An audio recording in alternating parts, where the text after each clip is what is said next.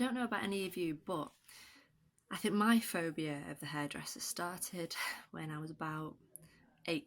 I had really long brown hair, probably down here, and my next door neighbour was a hairstylist or a hairdresser. And my sister and I got this obsession with having our hair cut. So we went and had our long, lovely hair chopped off into these little bobs. And it was never the same again, really. And I think, you know, I had this image in my mind of what I thought it would be like to have short hair, and I hated it.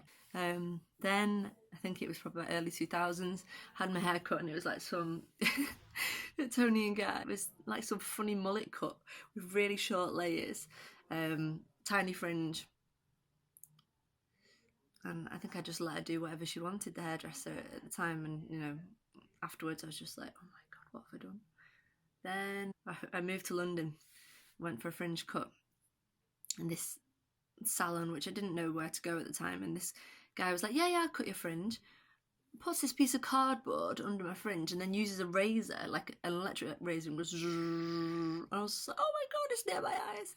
And so I've just had one weird haircut experience after another, and I've always been left a bit dissatisfied and scared. And in a way, like, as much as I hate the dentist, I'd prefer to go to the dentist over the hairdresser. So those of you who followed me for a while now will know that I have been dyeing my hair red for about 5 or 6 years.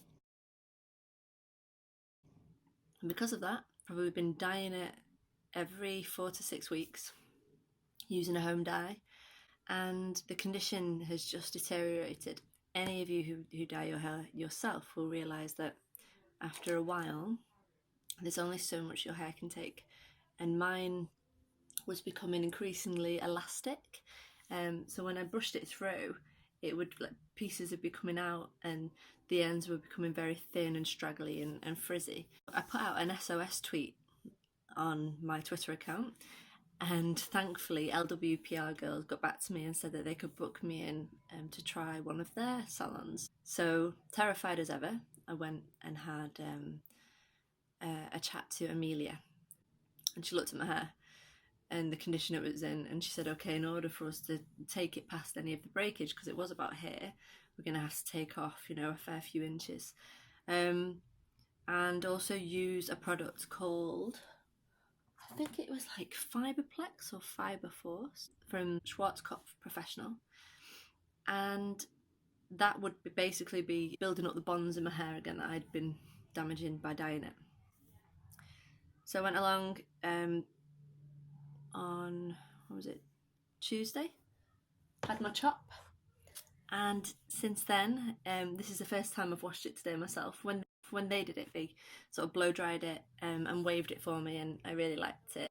So my hair, I've never lightened it in order to get it this colour. I've just used 7.4 dye, which, if I look, it's the Olea one. 7.4 copper. Yeah, I use the Olea or the L'Oreal Prodigy, Pro-D-I-G-Y. And they're like a copper blonde colour. So as you can see, my roots are quite dark, and this bit here, the roots where the fresh hair is growing through, that really keeps hold of the colour. But because obviously this has been dyed and dyed and dyed, it just starts getting blonde. So I've got some funny, like, ombre look going on. Anyway, what's it taught me? It's taught me that a girl can't go on fringe cuts alone, which is what I've been doing for the past year or so. And for me, I think 2017 has got to be about looking after my hair now. Otherwise, next time I'll have it cut, if I continue to dye it, it'll be a crew cut and I'll have no hair left. If you're looking for your hair to be rescued, Mahogany Hair do a keratin treatment that they recommend. So if people have got over-processed hair and they want to continue colouring it, if you have this particular keratin treatment, it means that it kind of seals your hair and stops it breaking. There's another treatment I heard about recently called Olaplex as well, which my friend Pauline told me about, You know, if you want to try something new, if you don't want to go as drastic as I have and cut it all off, then try a keratin treatment or an Olaplex treatment first. Yeah, I can still get in a little ponytail, which is good for when I go to the gym. I can also get it in a little bun. I think I can still get it on top of my head as well. So yeah, but immediately it feels so much thicker. So I'm really pleased. So if you want to check out Mahogany Hairdressing in Mayfair, I put the website below. I was very well looked after and I wasn't made to feel guilty for skipping out on all those haircuts that I should have had. 2017, fresh start, decluttering, getting rid of all the dead wood in my life. So yeah. So in order to continue on the road to recovery with my newly chopped hair, the lovely girls at LWPR have sent me some products to try from the Schwarzkopf professional range. I'm not sure why I can't say that. So I've got the Bonacure hair therapy, which is here, and I've got, that's Repair Rescue Deep Nourishing Shampoo for thick to normal damaged hair. So perfect for me. I've also got a conditioner to go with that, and then an SOS elixir, a serum, a mask, a sealed ends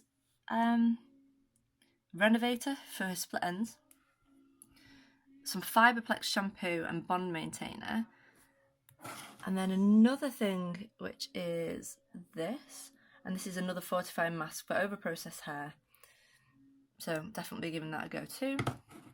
They've also sent me a primer, not tried this before, so I'll have a go at that, and Fiber Force fortifying shampoo, which I think is what Mahogany Hair used on mine when they were doing my chop.